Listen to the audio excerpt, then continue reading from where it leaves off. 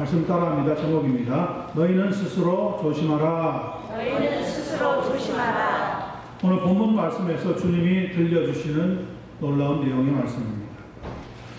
본문 말씀을 살펴보면 예수님께서 유대인들이 자랑하던 예루살렘 성전이 머지않아 파괴할 것을 예언하시면서 종말의 징조들과 연결시켜서 교훈과 경고와 권면의 말씀을 주고 있습니다. Take heed to yourself.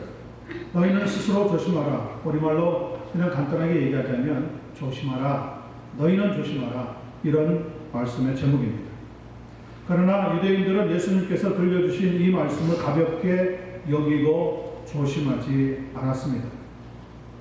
지난 15일이죠. 지난주입니다. 북한 주민 4사람이 목선 한 척을 타고 군사 경계선을 넘어가지고 울릉도를 거쳐 강원도 삼척항에 몰래 들어왔는데 입항할 때까지 아무도 몰랐고 제지가 없었다고 하는 사실이 드러났습니다.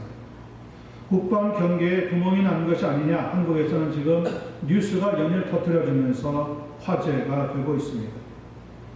점점 시끄러워지니까 이낙연 국무총리가 나서서 국민들에게 큰 심려를 끼쳐서 죄송하다고 깊이 사과드린다고 말을 했지만 나라 전체가 근심과 걱정이 깊어가고 있습니다.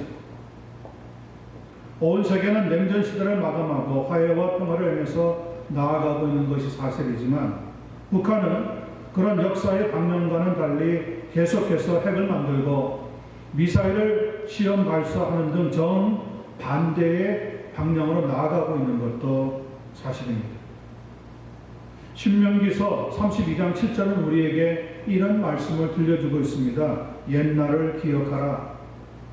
역대의 연대를 생각하라. 네 아버지에게 물으라.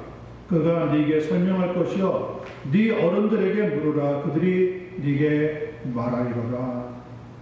Remember the days of old. Consider the generations long past.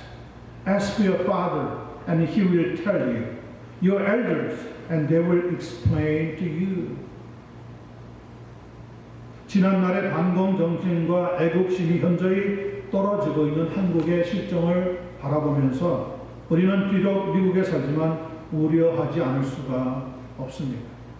그런 점에서 내일 모레 6.25 69주년을 앞두고 우리는 오늘 함께 나누려고 하는 말씀 34절 권면의 말씀, 35절 경고의 말씀, 그리고 36절 교훈의 말씀 등 세 가지 중요한 예수님의 가르침을 살피면서 말씀의 은혜를 나누고자 합니다.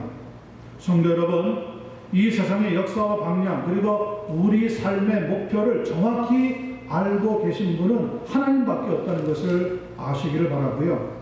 그 주관자도 하나님이시라는 것을 분명히 믿으시는 축복의 이 시간 되기를 간절히 소원합니다. 네. 자, 34절 보겠습니다. 먼저 예수님이 주고 있는 권면의 말씀입니다. 너희는 스스로 조심하라. 그렇지 않으면 방탕함과 술취함과 생활의 염려로 마음이 둔하여지고 뜻밖의 그날이 덫과 같이 너희에게 임하리라. 조심하라고 하는 것은 대단히 중요한 권면의 말씀입니다. 마치 부모가 자녀들에게 차 조심하라고 가르치지만 정작 길을 건널 때 스스로 조심해야 되는 것은 어른이 목이 아니라 자기 자신의 목이라는 것을 알 수 있습니다. 목회자가 교회에서 이단과 마귀와 육체의 욕심을 조심하라고 가르칩니다. 결국 조심해야 되는 것은 우리 각자의 몫이라는 것을 말씀드립니다. 무엇을 조심하라고 했습니까? 마음이 둔해지지 않도록 조심하라고 예수님은 권면의 말씀을 주고 있습니다. 우리의 마음을 둔하게 하는 것 세 가지가 있다고 합니다. 34절을 보면 그것은 방탕함과 두 번째 술 취함과 세 번째 생활의 염려라고 했습니다. 이 세 가지는 마치 짐승을 잡으려고 놓은 덫과 같아서 우리의 삶을 파괴하고 만다고 하는 것. 마태복음 24장 37절로부터 39절을 살펴보면 노아 시대의 홍수 심판에 대한 하나님의 말씀이 기록되어 있습니다. 노아의 때와 같이 인자의 임함도 그러하리라. 홍수전에 노아가 방주에 들어가던 날까지 사람들이 먹고 마시고 장가들고 시집가고 있으면서 홍수가 나서 그들을 다 멸하기까지 깨닫지 못하였으니 인자의 임함도 그러하리라. 홍수가 나기 전까지 사람들이 뭘 했다고요? 먹고 마시면서 마음이 둔해져 갔다는 거예요. 그래서 하나님의 말씀이 들리는데도 불구하고 그 말씀을 무시하고 말았다는 거죠. 한국은 전 세계에서 술 소비가 제1위에 해당한다고 합니다. 이 술 문화 때문에 엄청나게 많은 문제가 매일매일 발생하고 있습니다. 학교 앞에 책방은 하나요, 술집은 10개라고 하는 비꼬음의 노래가 있을 정도입니다. 방탕함과 이 술 취함에 대해서 알버트 반스라고 하는 성경학자는 이렇게 해석해주고 있습니다. 너무 많이 마셔서 몸을 가누지 못하는 상태다. 실제로 한국에서는 이제 중고등학생들까지 술에 취해서 길거리에서 비틀거릴 정도까지 이르게 되었다고 합니다. 술 종류도 얼마나 많은지, 소주, 맥주, 양주, 막걸리 처음처럼 흔들어주세요. 소맥, 치맥, 비맥, 포맥 아주 차고 넘칩니다. 치맥이 뭐예요? 치킨과 맥주를 함께 먹는 거예요. 비맥이 뭐예요? 비프와 맥주를 같이 먹는 거예요. 포맥이 뭐예요? 돼지, 포크와 맥주를 같이 마시고. 하여튼 이름도 희한하게 붙여가지고 엄청나게 술 종류가 넘쳐나고 있습니다. 웃는 분들은 좀 수상합니다. 그래서 삶이 점점 더 방탕해지고 마음이 둔해져 가고 있다는 거예요. 그뿐 아니라 생활의 염려로 사람들 입에서 늘 돈 하면서 걱정하면서 살아가고 있습니다. 영적으로 민감하면서 살아가야 하는 성도들까지도 세상 일 때문에 마음이 둔하게 되어서 스스로 조심하지 못하고 자신을 방치해 두고 있다는 겁니다. 그래서 예수님은 오늘 정신을 차리고 조심하라고 하는 권면의 말씀을 주고 있습니다. 여러분, 조심해야 합니다. 누가요? 내가 조심해야 됩니다. 로마서 12장 2절에 보면 너희는 이 세대를 본받지 말고 오직 마음을 새롭게 함으로 변화를 받아 하나님의 선하시고 기뻐하시고 온전하신 뜻이 무엇인지 분별하도록 하라고 했습니다. 우리 성도들 역시 마음을 새롭게 하여 변화를 받지 못하면 하나님의 뜻을 분별하기가 어렵고 결국 욕심으로 흘러가서 죄를 낳게 되고 죄로 인해서 사망까지 이르게 된다고 하는 의미를 주고 있습니다. 성도 여러분, 이 세상에 먹고 사는 문제에 온 마음을 빼앗겨서 돈 하다가 생활의 염려로 영적으로 민감하지 못해서 마음이 둔해지고 그 믿음을 놓치게 되어버린다면 그것보다 엄청난 손해는 없을 것입니다. 말씀으로 부탁드립니다. 마음의 변화와 위로를 받으셔서 새 힘을 내시고 세상을 도전할 수 있는 한 분 한 분 되시기를 예수님의 이름으로 간절히 축원합니다. 두 번째 경고의 말씀 35절을 보겠습니다. 이 날은 온 지구상에 거하는 모든 사람에게 임하리라. 짧은 말씀이지만 굉장히 중요한 말씀이 있습니다. 예의 주시하시기 바랍니다. 여기서 이 날이라고 하는 것은 원래 성경적 의미로는 두 가지가 있습니다. 그 첫 번째는 개인적인 종말을 말합니다. 언젠가 내게 찾아오는 죽음이 있다는 겁니다. 그것은 모든 사람에게 찾아오는 일로서 누구도 예외가 있을 수가 없습니다. 다른 하나는 우주적인 종말입니다. 예수님의 재림으로 이 세상 역사가 멈추게 된다는 겁니다. 이것을 말릴 사람이 없습니다. 이날 역시 모든 사람에게 찾아오는 일이라는 겁니다. 싫든지 좋든지 우리는 받아들여야 합니다. 저는 여기서 이 날은 온 지구상에 거하는 모든 사람에게 임한다고 하는 말씀을 잠깐 다른 측면으로 생각해 보고자 합니다. 성경은 옛날을 기억하라, 네 아버지에게 물으라, 네 어른들에게 물으라, 그가 네게 설명할 것이요 그들이 네게 말하리로다 라고 했습니다. 6.25를 지나간, 그리고 6.25를 막 지나서 이 세상에 태어난 분들이 말하는 전쟁의 위험은 엄청납니다. 그런데 그 엄청난 이전의 일들을 이야기해 주면 현대 젊은이들은 이해를 못합니다. 실감이 안 납니다. 혹시 살을 보태어가지고 하는 말이 아닌가 의심하는 사람들도 있습니다. 오늘 본문에서도 보면 69년 전에 일 같은 6.25를 상기하면서 기억해 보려고 하는 우리에게 예수님께서는 2000여 년 전에 예루살렘이 망하는 경고와 은혜의 말씀을 주고 있습니다.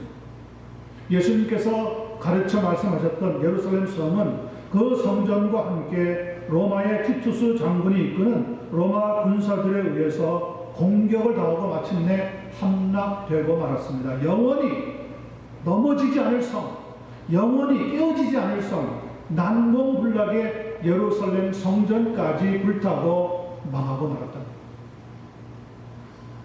교회 역사가인 유세비우스가 쓴 교회사에 의하면 이때가 AD 70년 4월이었다고 합니다. 그때 예루살렘에 있던 110만 명이 죽임을 당했고요. 9만 9천 명은 포로로 잡혀가는 아픔을 겪었다고 합니다. 시간이 흘러 1940년대 독일의 히틀러가 다스리던 나치 시대에는 또 600만 명이나 되는 엄청난 수의 유대인들이 무참하게 학살을 당했습니다. 유대인들은 그 무서운 고난에 대해 하나님이 우리에게 이러시면 안 되는 겁니다.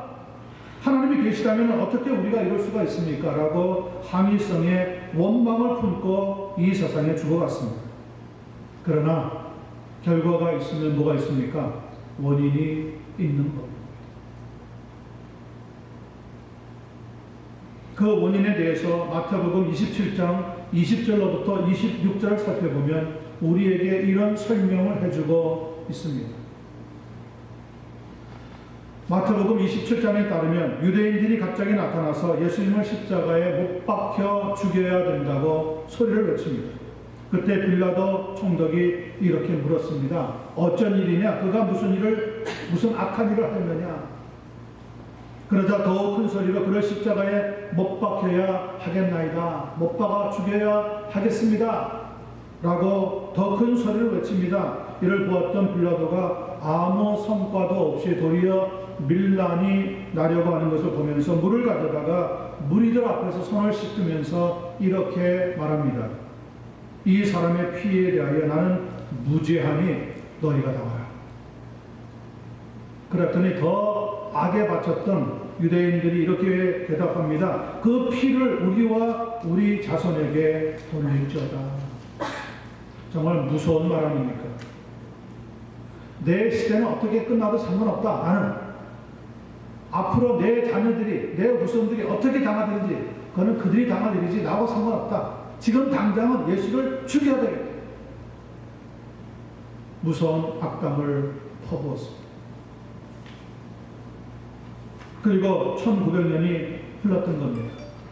끔찍하게도 세상 역사에는 600만 명 이상의 유대인들이 학살당했다고 기록하고 있습니다. 홀로코스트의 현장을 말합니다. 유대인들은 하나님의 아들이신 예수님을 십자가에 못 박으면서도 그 죄를 우리와 우리 자손에게 돌리라고 악담을 했다는 거예요. 그럴 때 그런 원인 제공을 했던 이스라엘의 지도자들, 거기에 편성하였던 우유부단한 이스라엘 백성들, 그들이 모든 죄를, 그런 학살의 죄의 원인 제공을 했다는 것을 성경은 말없이 증거해주고 있습니다. 고통과 처참했던 6.25 전쟁으로 초토화가 되었던 한국 땅에서 한국 백성들은 다시 일어나서 한강의 기적을 이루고 이제는 먹고 사는 지긋지긋한 가난에서 벗어난 것은 사실입니다. 이번에 캄보디아와 중국과 한국을 방문해 보면서 참 한국 잘 살게 되었다. 가는 데마다 차가 넘쳐나고 빌딩 숲이 이루고 있고요. 먹을 거리가 넘쳐나고 오죽하면 먹방이라고 하는 TV 프로그램까지 생겨갔습니다. 맛집만 찾아다니면서 먹어도 얼마나 행복해하는지 알 수가 없는 시대를 맞이했습니다. 그러나 무서운 것은 언제부터인가 전쟁의 그 아픔, 동족 생잔의 상처, 남과 북으로 분단이 된 것이 왜 그렇게 되었는지 그 원인을 점점 잊어버리고 있다고 하는 사실입니다. 과거의 역사를 잊은 민족은 그 미래에 소망이 없다고 하는 역사가들의 말이 있지 않습니까? 오히려 전쟁을 일으킨 장본인인 김일성을 찬양하고 북한을 미워하면서 심지어는 지성의 전당이라고 하는 대학가에 인공기가 나부끼고 있는 모습을 심심찮게 볼 수 있다고 합니다. 우리는 종종 일장기를 보면서 그 일장기가 마치 독수리 문양이 붙었던 철십자가 나치의 깃발을 혐오하듯이 일제 침략을 상징하는 우길기라고 하는 전범기를 반대하는데, 그렇다면 6.25 전쟁의 악몽을 기억하게 하는 인공기 역시 반대해야 되는 것이 마땅한 일 아니겠어요? 작년에 남북 정상회담 이후에 대학가 곳곳에 태극기와 인공기가 나란히 개항되는 일이 많아져서 경찰들이 골머리를 앓고 있다고 하니까 앞으로 앞날이 심각해진다고 느껴집니다. 그뿐 아니라 김정은 위원장의 서울 방문을 오겠다고 선포도 안 했고 약속도 안 했고 날짜도 안 잡았는데, 그런 이야기를 들으면서 서울 방문을 지지한다고 하는 서울시민환영위원회가 146개의 시민 자체들과 함께 발족이 되어서 이런 선사를 했습니다. 서울 정상회담을 통해서 김정은 위원장과 서울 시민이 만나는 그 현장은 70년 분단과 적대 관계를 완전히 끝내는 역사적 순간이 될 것입니다. 이렇게 신문과 여론을 통해서 남쪽 백성들의 마음을 부추기고,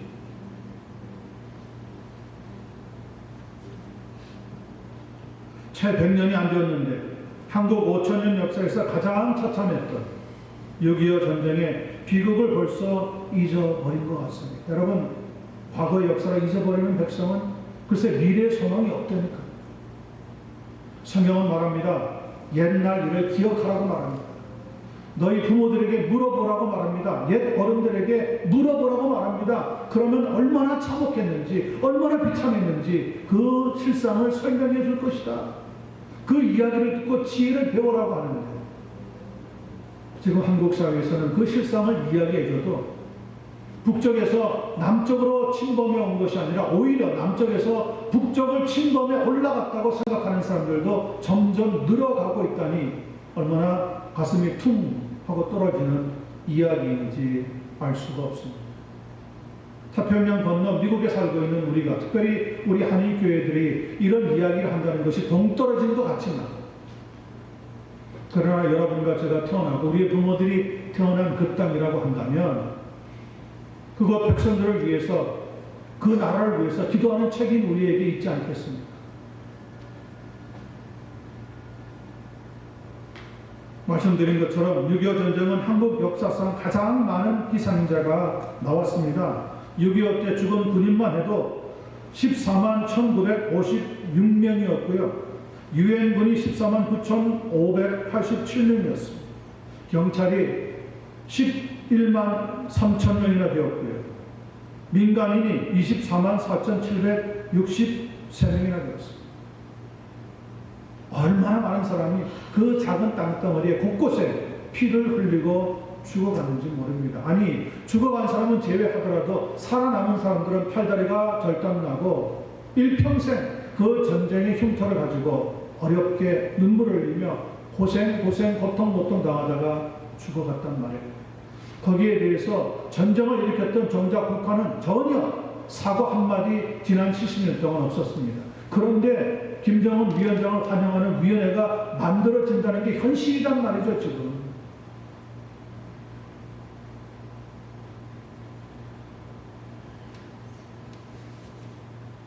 여러분, 6.25 전쟁의 원인이 어디에 있습니까?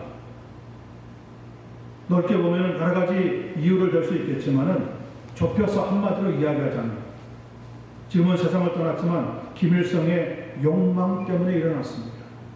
그리고 그 욕망은 김정일, 김정은 체제를 통해서 지금도 변하지 않고요. 주체 사상을 내세우며 남한을 위협하고 있습니다. 전쟁이 일어나면 어느 한두 사람이 피해로 끝나는 것이 아니라 온 나라에 미치는 국가적인 위기의 상황을 맞게 됩니다. 오늘 우리가 디아그는 35절은 이렇게 말씀하고 있지 않습니까? 이 날은 온 지구상에 거하는 모든 사람에게 임하리라. 물론 이것은 종말에 관한 예수님의 예언의 말씀이지만 적게는 우리 한국이 살았던 땅에 적용해 보자면 전쟁이 만약에 발생하면 북한만 아니라 남쪽에 있는 사람들도 모든 전쟁의 피해를 입을 수밖에 없단 말이죠.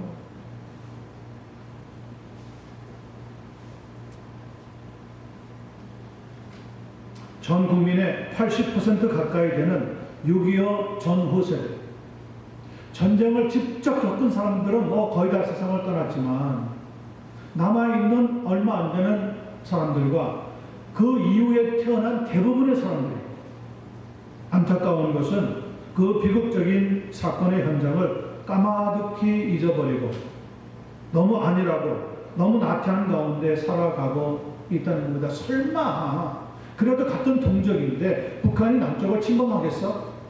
침범하면 우리만 손해인가? 자기네들도 손해지.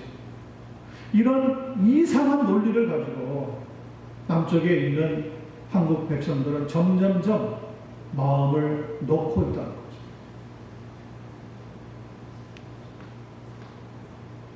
내일 모레는 6.25 전쟁 발발 69주년이 되는 날입니다.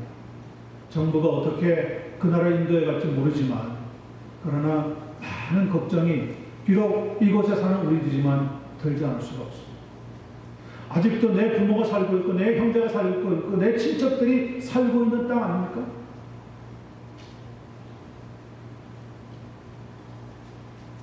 공산주의라고 하는 조직과 주체 사상이라고 하는 이념이 없어진 것이 아닙니다. 그대로 남아 있습니다. 그들이 자랑하는 핵이 없어진 것이 아니라고 하는 사실을 알아야 합니다. 나라마다 애국자들이 있다고 합니다. 그런데 자기 나라를 떠나온 한국 사람치고 애국자가 아닌 사람이 어디 있겠습니까? 말은 한국 저 멀리 있는데 이렇게 하지만 속으로는 얼마나 걱정이 많이 되고 기도를 많이 하는지 알 수가 없단 말이에요. 말로만 한국을 사랑한다고 해서 애국자가 되는 것은 아닙니다. 제가 한 가지 이상하게 생각하는 것은 한국의 진보적인 지식인들과 정치가들입니다. 그들은 미국이라고 하는 이름만 들어도 입에 거품을 품고 비판합니다. 오늘 분단의 국가의 모든 책임이 미국에 있다는 거예요. 우리가 한때 어렵게 살고 힘들게 살고 고아들이 생겨가지고 외국으로 미아들을 입양시키고 했던 모든 문제의 책임이 미국에 있다는 거예요.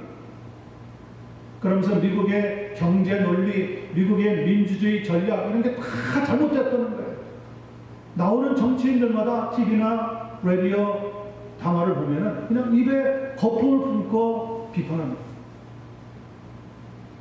그런데 놀라운 것은 한국의 진보적인 지식인들과 정치가들 치고 그들의 자녀들 대부분이 미국이나 캐나다에 유학 오지 않은 자녀들이 없답니다. 이건 뭘 말하는 거죠? 이거는 엎어 치나 뚫고 치나 매 한 가지 아니에요? 내로남불이라고 내가 하면 로맨스고 다른 사람이 하면 불륜인가요? 건발바닥, 소발바닥 하면서 손을 앞으로 했다가 뒤로 했다 더 뒤엎는다고 해서 역사의 사실을 부정할 수는 없다는 거죠.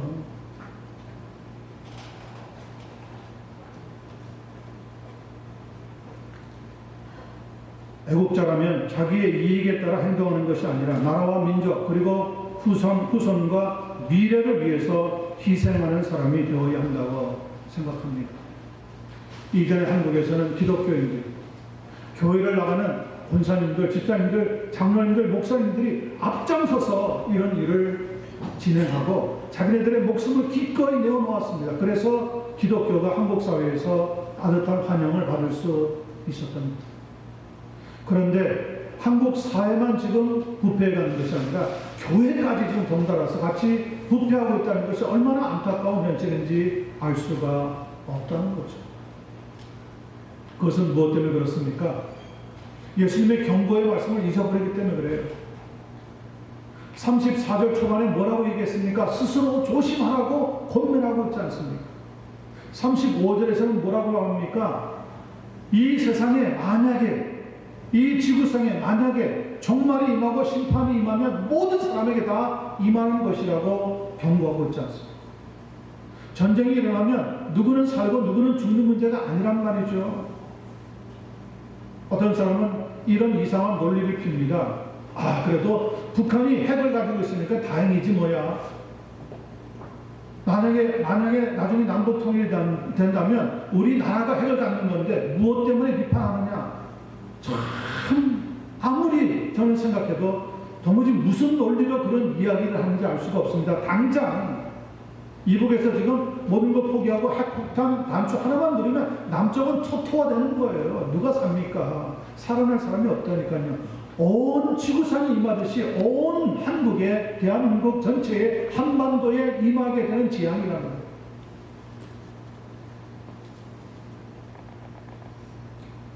공산주의라고 하는 것이 무엇입니까? 하나님이 없다고 하는 무신론주의입니다. 북한은 무신론주의 정부입니다. 하나님 두려워하지 않습니다. 사람 목숨 두려워하지 않습니다. 자기 정권을 지키기 위해서라면 자기 형도 처치해버립니다. 자기 고모부도 없애버립니다. 보시지 않았습니까? 뉴스 듣지 않았어요. 그런데 남쪽에 있는 교포라고 동포라고 해서 여러분 저들을 살려주자. 저들의 생명이 귀한 것이다. 이렇게 할 것 같아요? 그렇지 않다니까요.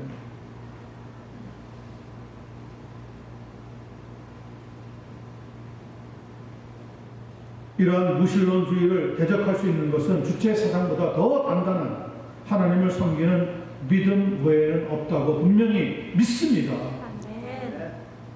그러므로 하나님을 섬기는 신앙으로 여러분과 제가 무정을 하고 항상 하나님의 도우심을 구하면서 살아갈 수 있는 그런 복된 삶이 되어지기를 예수님의 이름으로 간절히 축원합니다. 마지막 36절 보겠습니다. 교훈의 말씀입니다. 이러므로 34절과 35절의 권면과 경고의 말씀을 주고 나서 이런 위험이 있기 때문에 라고 하는 단서를 붙이고 있는 거죠. 이러므로 너희는 장차 올 이 모든 일을 능히 피하고 인자 앞에 서도록 항상 뭐하라고요? 기도하며 깨어 있으라 하십니다. 우리가 무슨 힘이 있습니까? 뭐 무기를 만들겠습니까? 미국에서 교포들이, 한인교회들이 돈을 모아봐야 얼마나 되겠습니까? 한국의 재벌 기업 하나 감당하지 못합니다. 우리의 도움이 얼마나 대단하겠습니까?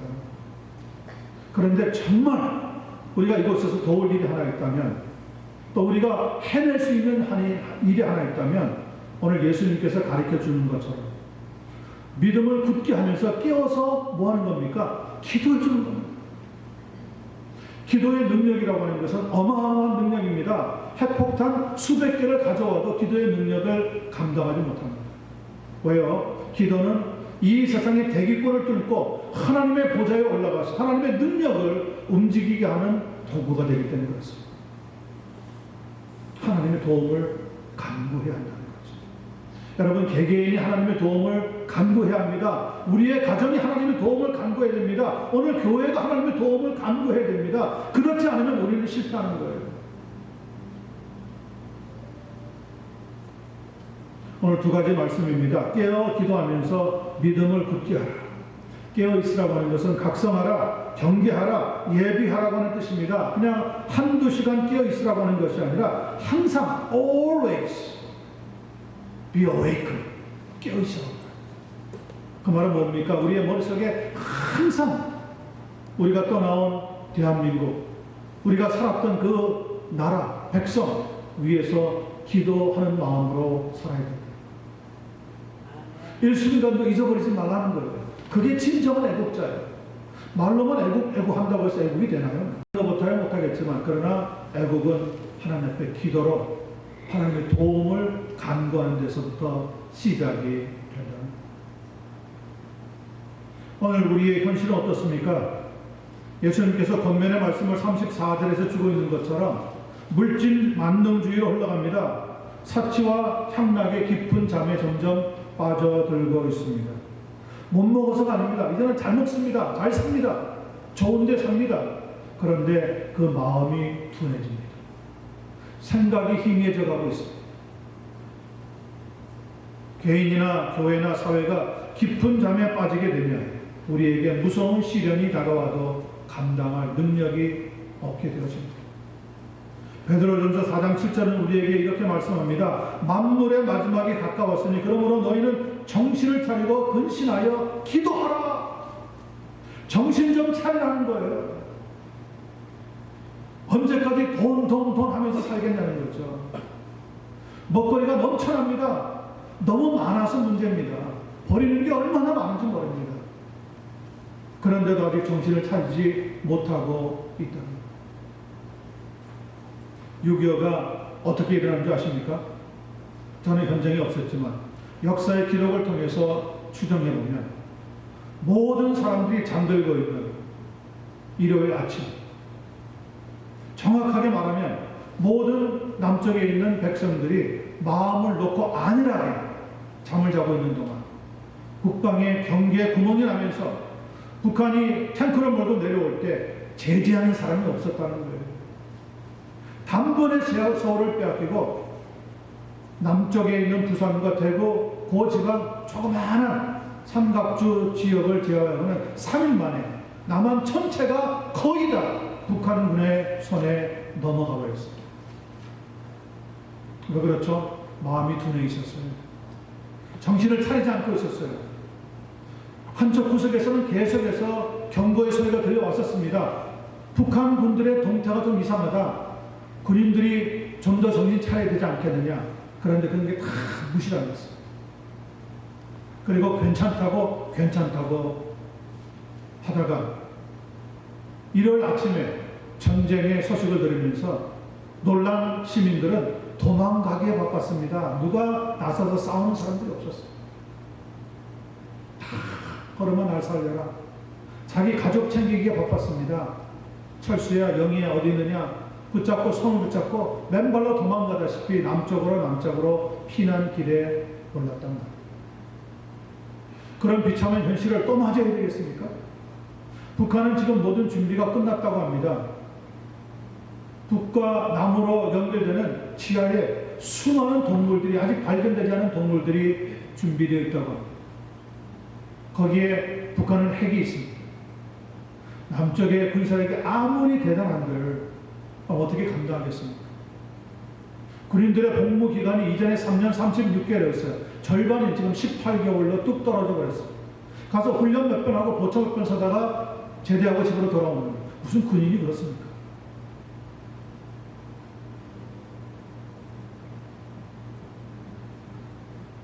지금 북한에서 목숨 한 척이 내려오는데도 발견하는 사람이 없고 제지하는 사람이 없다니까요. 이게 지금 남쪽 현실입니다. 거기에 지금 우리 부모들이 살고 있습니다. 우리 형제들이 살고 있습니다. 우리 사촌이 살고 있고 우리 친척들이 살고 있습니다. 여기서 그저 바라만 보고 잘 돌아간다. 어떻게 되겠지. 그렇게 해서 모든 문제가 해결이 될까요? 저는 오늘 본문 주어져 있는 하나님 말씀을 같이 나누면서 마음 한켠이 어둡습니다. 무겁습니다. 힘듭니다. 얼마 전에 한국을 막 방문하고 돌아왔기 때문에 그 현실을 더욱 잘 볼 수가 있습니다.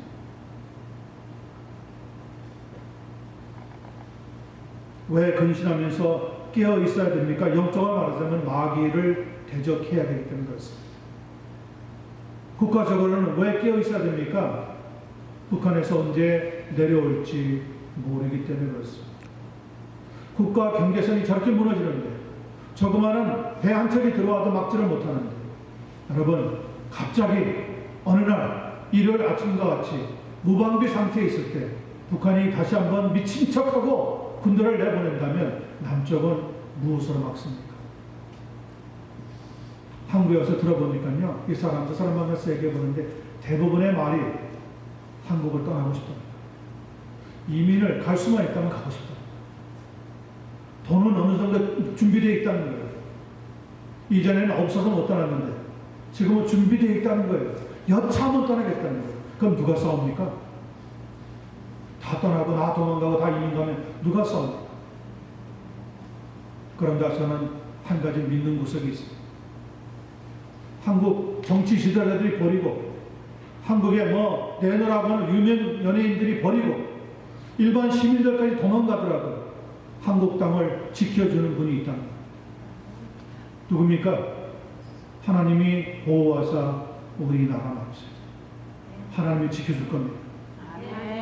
6.25 때도 하나님이 지켜주셨습니다. 우리가 힘이 있어서 싸워가지고 이긴가? 하나님이 유엔군을 파송해서 싸울 수 있도록 대리 전쟁할 수 있도록 역사해 주십니다. 하나님 은혜죠.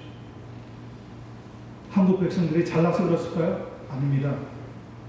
한국 교회 안에 숨어서 기도하는 무릎의 종들이 있기 때문에 하나님 역사해 주시는 거죠.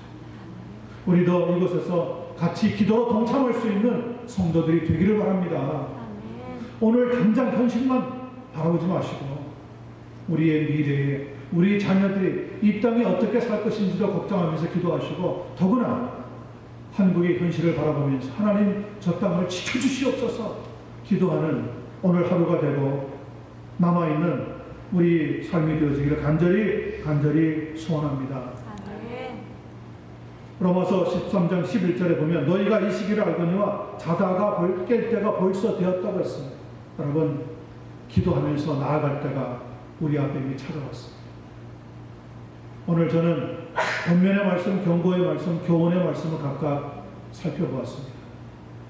2월달 한국에서는 끔찍한 일들이 일어난 시간들입니다. 그걸 아직도 기억하고 있는 수많은 백성들이 살아있습니다. 이것에도 그때의 일을 기억하고 있는 많은 한인 교포들이 있습니다. 우리 한인 교회가 무엇을 해야 되겠습니까? 그냥 우리만 잘 먹고 잘 살자. 태평양 건너 저 한국에 있는 사람들은 나하고 상관이 없다.